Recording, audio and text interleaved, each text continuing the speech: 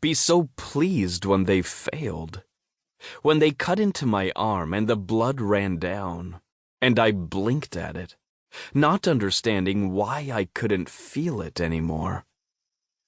That memory hit me hard enough that my eyes finally opened.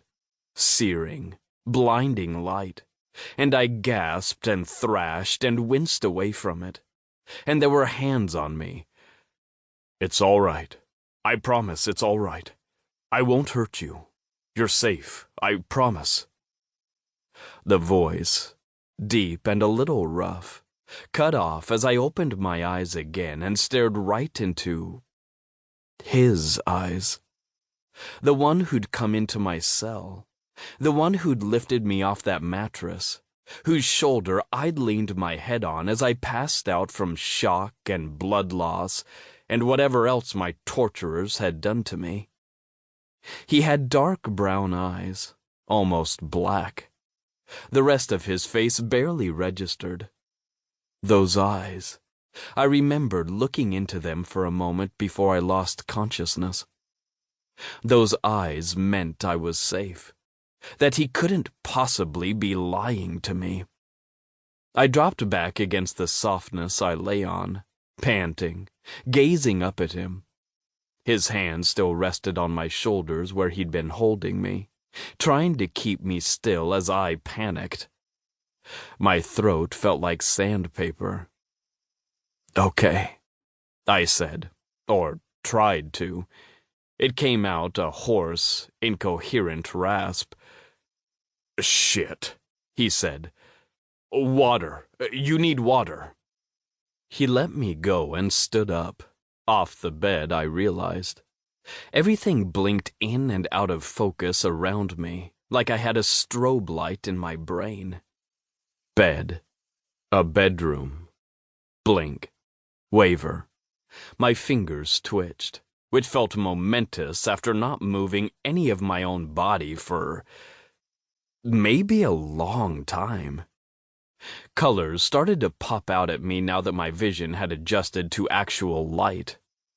Pale gray walls with a vibrant landscape hung up, trees and a river and a red and purple sky, and honest-to-God yellow sunlight flowing over all of it like honey.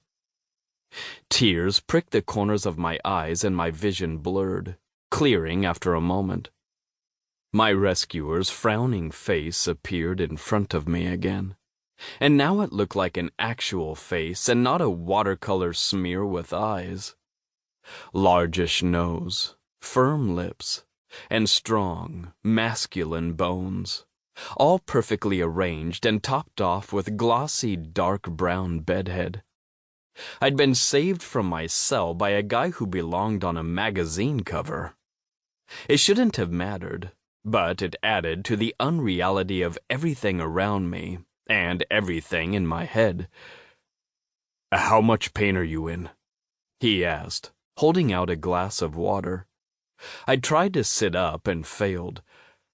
"Fuck, you can't answer that anyway. Your throat's too dry. Sorry, I'm a moron."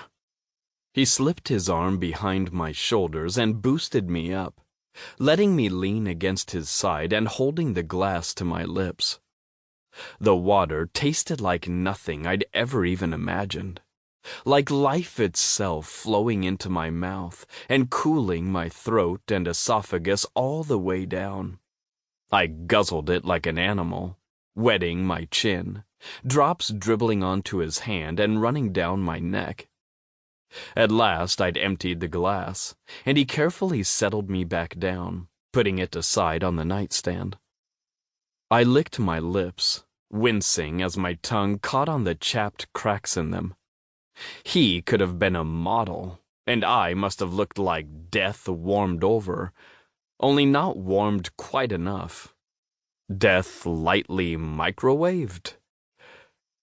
"I have pain pills for you if you need them," he said. "Just tell me what you need, and ask me any questions you want. I know you must have a million, but I promise you, you don't need to ask if you're in any danger here. I swear, we got out. We got away."